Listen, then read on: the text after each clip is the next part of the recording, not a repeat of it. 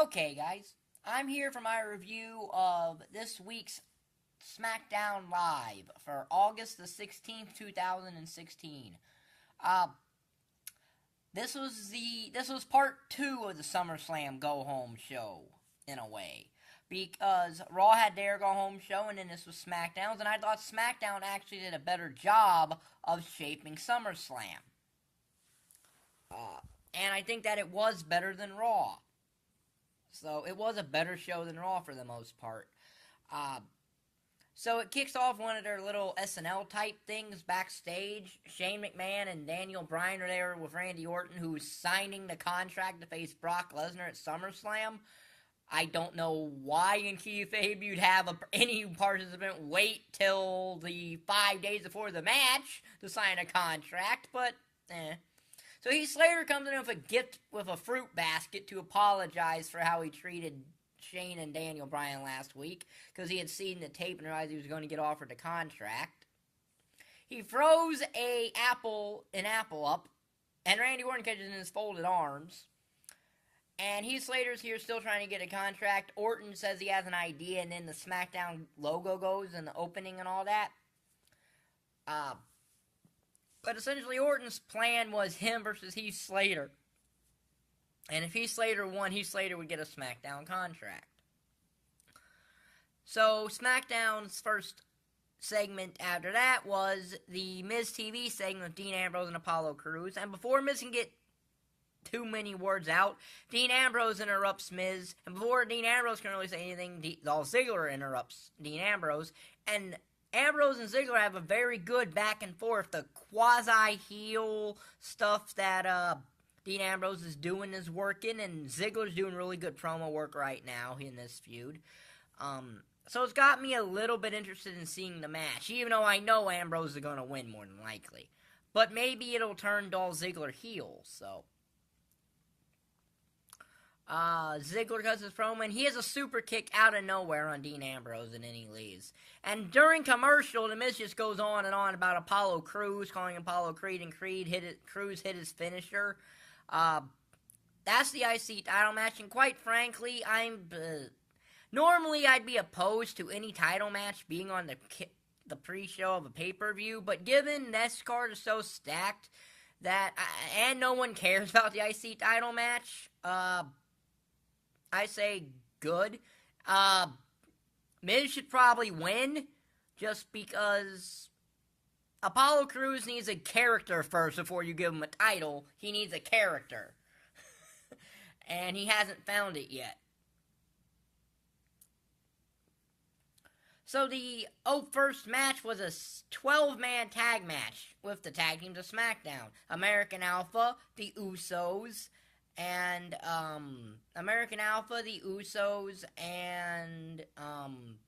the Hype Bros taking on the Vaudevillains, the Ascension, and Breezango. And this was an okay match, and American Alpha won with the Grand Amplitude. Now they need a feud and a tag title, but I guess we're going to get that at probably Backlash, I'm going to guess. Probably Backlash in September. So then it was supposed to be Eva Marie's, or as JBL called her, Eva McGree. Supposed to be her debut against a returning to the ring Naomi, who has some new entrance where she's wearing a lot of glow-in-the-dark stuff. But Eva Marie this time cannot wrestle because she was stuck in traffic. This is actually working for Eva Marie, to be quite honest, because it's heel heat the right way. Now, something else has come up this week, and I'll get to that later involving Eva Marie. So, obviously, no match between Naomi and Eva Marie, which is good because, as I said, none of the SmackDown women really deserve to be jobbing to Eva Marie.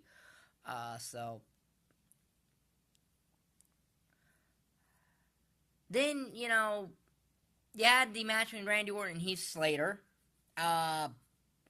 which was basically just Randy Orton beat the tar out of Heath Slater, who was still reeling from his encounter with Brock Lesnar on Raw, which I didn't talk about. Not because it wasn't a good segment, just because I don't try to do an entire, my reviews are what I find interesting, and that was interesting. I just forgot it, so I will bring it up here. That was a very good segment, and Brock just destroyed Heath Slater. Now, Randy Orton refuses what the referee says and gets disqualified, so Heath Slater does technically win this match. Orton Drake DDTs him on the floor. And all that. And also, Dean Ambrose taking on Eric Rowan in a match. It was an okay match between the two. Ambrose won 30 deeds. And then Bray Wyatt looked to basically disappointed in Eric Rowan. He put the sheet mask on his rocking chair and he left. Now, Bray Wyatt is not booked for SummerSlam, so he's probably going to interfere in a match, I'm guessing, to set something up. And it looks like it's going to be against Randy Orton based on an interaction Orton and Bray Wyatt had. And if done correctly, Orton and Bray Wyatt could actually be a very good feud if done correctly. There's potential to have that be a really good feud. Not as much as Orton and AJ Styles, mind you, but I think AJ might be the guy to beat Ambrose for the championship, but who really knows at this point. So it looks like they might actually finally want to try to put Bray by himself. So we had a women's division tag match, Becky Lynch and Carmella versus Natalya and Alexa Bliss. Okay tag match. Eva Marie then came out, but Naomi chased her into the ring. She went back out of the ring. The distraction allowed Becky to put Natalya in the disarmor and win the match. And all this interaction led to a 6-woman tag match for SummerSlam, in which Naomi, Becky, and Carmella are going to face Eva Marie, Alexa Bliss, and Natalya. But hold on, Eva Marie is now injured. So, Eva Marie is now suspended for 30 days. Eva Marie's suspended, so this match is still happening at SummerSlam, but all they have is as a handicap match with the 3 Naomi, Becky, and Carmella versus Natalya and Alexa Bliss.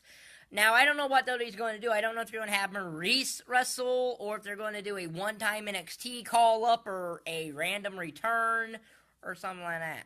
I don't know, so who knows. Kurt Hawkins is coming back. That's good, I guess. He's not as big a star as Shelton Benjamin, but hey, he's coming back. And he's got these facts that are in his vignettes. I don't know if they're like the Chuck Norris things, Chuck Norris memes, or if they're like the Matt facts. There's something like that. The main event was John Cena and Alberto Del Rio. John Cena in his only appearance on SmackDown this week, which was odd, really. And this was the traditional Cena Del Rio match. There was a humorous thing of AJ Styles backstage with Del Rio, where he was giving Del Rio advice about how to beat up John Cena. Del Rio didn't want it, and AJ burned Del Rio by saying, yeah, well, that's why I'm in the main event of SummerSlam, and you're not even on the card. Nor will he be now, because he's been suspended too along with Paige. So, yeah, maybe AJ knew something that none of us knew. Maybe AJ knew something no one else did. So AJ comes to the ring for commentary purposes, and is entertaining on commentary. I would have liked to see him wrestle before this thing with Cena at SummerSlam, but Cena gets the win over Del Rio in a traditional Cena Del Rio match, nothing special. Then AJ hits him a phenomenal forearm and cuts a good promo on him, and I really wish they would have ended the show here, but where AJ says he will make Cena's passion his prison at SummerSlam. And as now AJ goes to leave, he comes back though, and Cena pops up and gives AJ the attitude adjustment. Then he goes, gets the steel steps, tears the table up, gets the steel steps, and he gives the AA on AJ through an announce table. Now, normally whoever gets the upper hand on the go-home show tends to lose at the pay-per-view. So, will the John Cena SummerSlam curse continue and have him not win? Because he has not won at SummerSlam since 2010. So, are they going to have AJ win? Who knows? I'll tell you what I think they might do tomorrow in my SummerSlam prediction video. And sometime between now and SummerSlam, or maybe Monday, I will have up a review of NXT Takeover Back to Brooklyn. So my second review of an NXT Takeover show. I've seen other ones, I just never got around to reviewing them. So SmackDown was better than Raw this week, and I think it had the better go home show. Actually, I think it had the better go home show.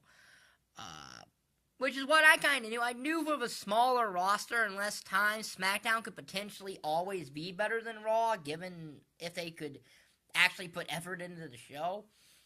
So, yeah, the past 3 weeks, SmackDown has been better than Raw. I mean, they weren't like great shows or must-see shows, mind you, but they were still better than the average WWE show that I've seen. So, yeah, if you like this video, like button down there, subscribe button down there, and thank you for watching. Bye.